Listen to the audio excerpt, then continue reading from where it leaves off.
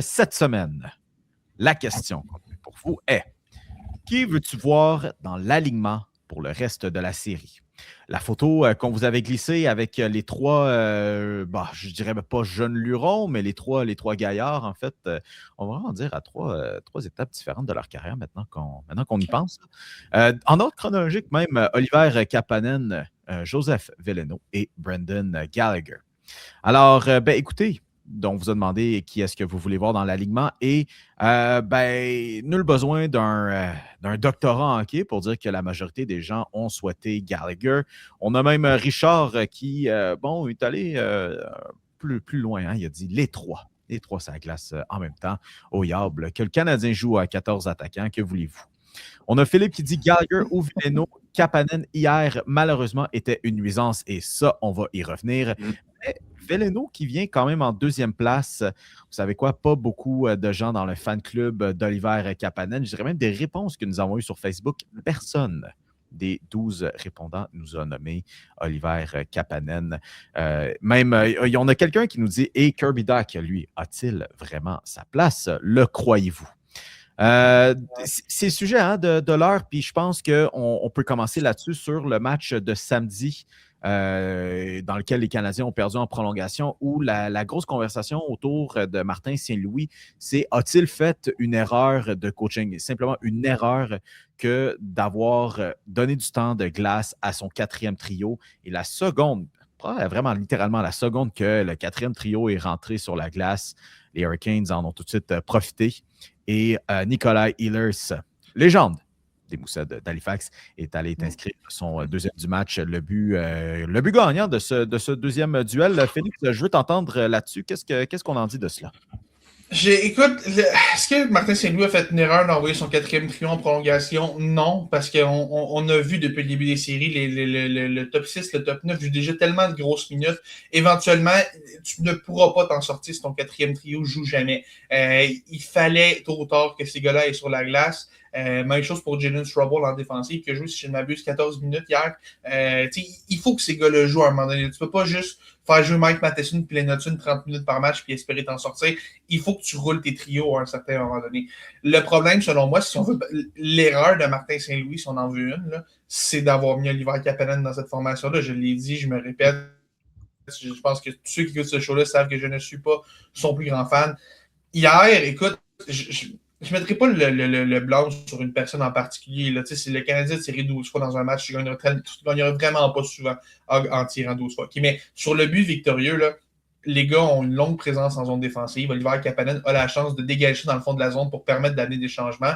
Au lieu de ça, il fait un revirement un peu tout croche. Puis oui, Zachary Bolduc a été un peu mou. Oui, Noah Dobson aurait pu être plus agressif sur Nicolas Ehlers, mais si Kapanen fait juste mettre cette ronde-là dans le fond de la zone, comme il est supposé pour permettre aux gars qui sont brûlés d'aller changer puis d'amener des forces fraîches, on a peut-être un match complètement différent. On a peut-être une série complètement différente à 2-0 au lieu de 1-1. Moi, c'est ça l'erreur que je vois entre guillemets. Là. Puis, écoute, je ne vais pas taper sur la tête de Kapanen plus que ça. Là. Je pense que c'est une erreur. Je pense qu'il est conscient que c'était une erreur. Mais je l'ai dit sur ce show-là, je ne suis pas son plus grand fan. Puis, je regardais ça, je pense pas que Brendan Gallagher ou Joe Veleno fassent cette même erreur-là. Puis pour moi, c'est pour ça, c'est rien contre le kid, mais je pense que Kapanen ne peut pas être là au prochain match. Est-ce que Veleno est en santé pour jouer? Je sais pas. S'il ne l'est pas, on tombe à Gallagher.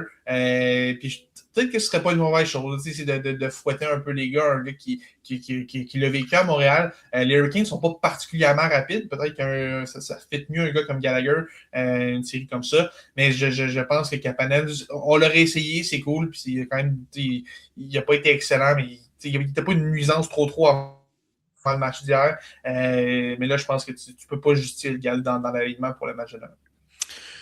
Moi, je fais juste vous rappeler qu'il y a 3 semaines, peut-être même 4 semaines, je me rappelle plus là-dessus, on avait exactement le même débat sur Kirby Dach. Qu'est-ce qui a fait que non seulement il est resté dans l'alignement, mais il est devenu un élément clé pour cette série-là contre le Lightning de Tampa Bay. C'est exactement la même chose. Un mauvais revirement, tentative de dégagement qui est ratée. Dans le cas de Kirby Dach, ça a donné un dégagement refusé. Ça a donné le but de J.J. Moser dans le deuxième match. Mais moi, s'il fallait vraiment pointer du doigt Martin Saint-Louis pour une chose, là, vraiment, là, c'est d'avoir, envoyé ton quatrième trio. 2, l'envoyer contre le premier trio des Hurricanes. Et de 3, et pour moi, c'est ce que moi je retiens le plus, c'est envoyer ce quatrième trio-là avec la paire Noah Dobson et Mike Matheson qui a été clairement la pire des 3 paires dans le match numéro 2. Peut-être même incluant le match numéro 1. Noah Dobson, écoute, peu importe si. Je pense qu'on peut s'entendre qu'il n'est pas à 100%. Je pense qu'offensivement, il n'a pas encore retrouvé sa game. Il n'est pas une nuisance tant que ça, mais on sent qu'offensivement, son style de jeu est encore un peu affecté par justement cette blessure en doigt-là. Mike Matheson, bon, on connaît ses hauts, on connaît ses bas. Je pense qu'on n'a pas besoin de le voir là-dessus. Mais écoute, pour moi, on a encore le même débat qu'avec Kirby Dach au match 2 contre Tampa Bay. Puis, de toute façon, là, on revient à Montréal. On va avoir Montréal va avoir le dernier changement. Je pense que la décision de Martin Saint-Louis sur qui on amène dans l'alignement va plus dépendre de quel match on peut pas avoir que finalement qui a fait l'erreur. Parce que, honnêtement, là, oui, Oliver Kapanen manque un peu son dégagement. Puis, je pense que je vais donner aussi un peu de crédit à Jalen Chatfield qui était exactement à la bonne place au bon moment pour lui presser. Oui. On peut lui donner beaucoup de crédit là-dessus pour cette relance-là. Mais écoute, le dégagement est raté. Kirby Dach et Zachary Bolduc sont pris en arrière.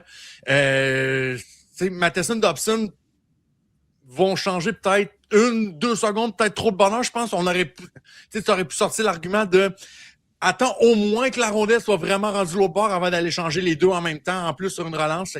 Pour moi, c'est peut-être ça, un peu plus ça que j'observe un peu. Mais en même temps, si on m'avait dit la semaine dernière qu'on était à un tir ou à une présence que Montréal prenait devant 2-0 avant de revenir à Montréal, pour moi, je signe n'importe quand. Puis tu sais quoi, c'est aussi le commentaire qui est revenu de Jakub Dobeš là, qui mentionnait comme quoi, bon, il faut pouvoir laisser, en tant que gardien de but, laisser une chance à ses coéquipiers de pouvoir aller chercher le but. Malheureusement, il ne l'a pas fait puisqu'il s'agissait du vrai premier tir dans cette période de prolongation. Et même les tirs qui sont redevenus un enjeu, un sujet de discussion, de vive discussion dans lequel le Canadien n'a eu que 2 tirs en première période et 3 lors de la deuxième. Puis c'est drôle, hein, mais de manière générale, dans cette série, Frederik Andersen qui ne joue pas au même standard qu'il nous a habitués lors des 2 premières rondes, en fait, des 2 balayages dont les Hurricanes en sont les fiers responsables. Mais essentiellement, je pense que Félix Pop, il y a quand même une sorte de constante qui se présente. Peu importe combien de tirs Frederik Andersen va avoir, puis on a vu certains d'entre eux, écoutez, ça n'a pas percé, mais je vois pas non plus un Frederik Andersen trop en confiance. Absolument pas. Absolument pas. Je veux dire, hier, il a accordé un but sur le premier tir qu'il a vu au final, puis un autre sur une séquence où il a eu de la misère à gérer la rondelle. C'est 12 tirs hier, c'est 2 buts sur 12 tirs, encore une fois. Là, c'est pas bon, 2 buts sur 12 tirs.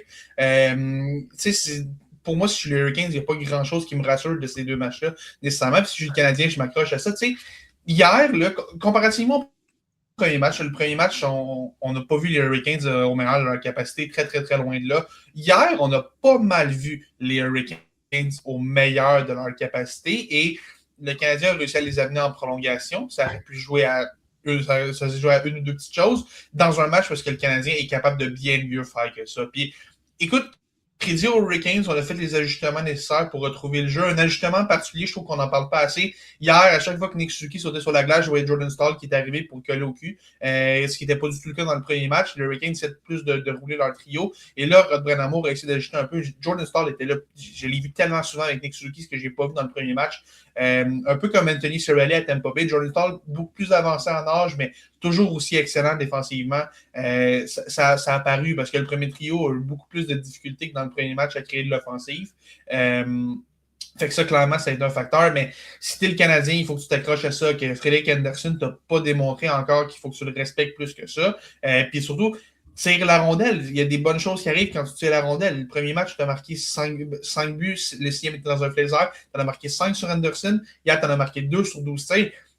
tu l'as dit, on ramène la série à 1 à Montréal. Oui, c'est encore la même chose. Le Canadien perd une occasion de prendre une avance confortable sur la série, mais ça reste quand même un scénario qui n'est pas mauvais si tu es capable de protéger ta maison et d'aller en chercher 2 à Montréal. Tu sais, si tu gagnes les 2 à Montréal, on s'en fout du match 2, là, tu vas avoir une avance de 3-1, puis tu vas être dans une position très confortable. Fait, oui, hier, les Hurricanes, à leur meilleur, ont donné de la misère aux Canadiens, mais le Canadien n'a pas grand-chose de gagné. Moi, ce match-là ne m'inquiète pas particulièrement. Il y a peut-être juste une seule chose qui m'inquiète, c'est si Slane Hudson est bien en santé, mais ça, on y reviendra un petit peu plus tard. Oui. Je veux juste savoir.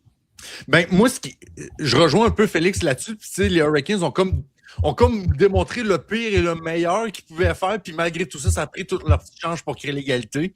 Moi, ce que je retiens là-dessus, c'est peut-être, est-ce qu'on va voir un jour Brandon Bossy, un moment donné dans cette série-là? Moi, je parierais pas de l'argent là-dessus, mais je serais pas surpris qu'éventuellement dans la série, on va le voir au moins une fois. Au moins une fois dans cette série-là. C'est plate parce que là, Montréal a l'avantage de la patinoire, mais historiquement, depuis le début des séries, avoir l'avantage de la patinoire à Montréal, c'est pas vraiment ce que j'appelle un avantage tant que ça. Mais au moins, je me dis, dans ces 2 premiers matchs-là, je pense que s'il y avait un objectif qu'il fallait faire, c'était de neutraliser le trio Stankoven, Taylor Hall et Jackson Blake. Ce trio-là, on ne l'a pas vu tant que ça dans les 2 premiers matchs. Fait que pour moi, c'est un objectif rempli. Puis, il ne faut pas oublier une chose. Hein. Oui, tout le monde parle de Montréal ne prend pas beaucoup de tirs et tout ça. Moi, je ne sais pas si vous avez remarqué, dans les 10-11 dernières minutes de la game, là, on sentait un petit peu plus le sentiment d'urgence. C'est drôle, hein?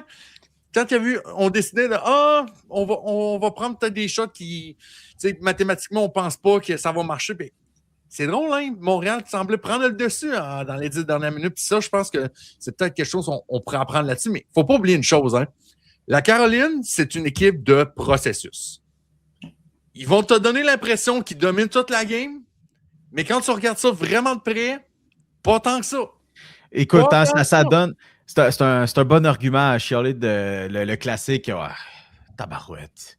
On a eu plus de tirs que l'autre équipe. Là, mais bon, quand c'est rendu que tu traverses la ligne rouge puis tu tires, mais bon, j'exagère quand même. Point là-dessus, final pop prenait quand même le fait qu'effectivement, à chaque fois qu'on a vu des tirs sur Frédéric Andersen, ça fait pas toujours l'air évident, hein, mais bon, que voulez-vous? Pop, dernier point, puis après ça, on passe à autre chose. Puis, moi, je regarde juste les buts que les Hurricanes ont marqués dans le match de samedi, dans le match numéro 2. Je pense pas que ça va être des buts qu'on va réussir à refaire dans tous les matchs non plus. Là. Crédit à... C'est qui voyons, son nom m'échappe. Lui qui a marqué Robinson. Eric Robinson. Oui. Eric Robinson, super belle déviation, mais ça, c'est le genre de déviation, genre, essaie de le refaire 1000 fois, tu vas peut-être le faire 2 ou 3 fois. Puis, tu sais, un revirement de la sorte sur le but gagnant Nicolas Ehlers, ça prend pas grand-chose, là. Fait que pour moi, si je suis un partisan du Canadien de Montréal en ce moment même, j'ai aucune inquiétude pour les 2 prochains matchs qui s'en viennent. As-tu dit Nicolas? Oui. Nicolas Ehlers. Ben voyons donc. Ouais, je sais que c'est... Mais moi, je dis Nicolas Ehlers. Bon, ben, regarde. Belle vie. Tu sais quoi? Garde-toi avec ça. Puis en plus, hein, sur les 2 buts d'Ehlers, en plus, Yacoub Debèche a regardé le plafond dans le sens que peut-être des tirs. Non, puis tu sais, je pense que même les 3 buts qu'Yacoub Debèche a donnés hier. Dans tous les cas, il a regardé le plafond à chaque fois, je pense. Je pense qu'il aurait voulu revoir les 3 tirs qu'il a vus, ces 3 tirs-là, je pense. Eh bon, hein, si c'est quelque chose d'un peu de pouvoir se consoler avec tout cela. Félix?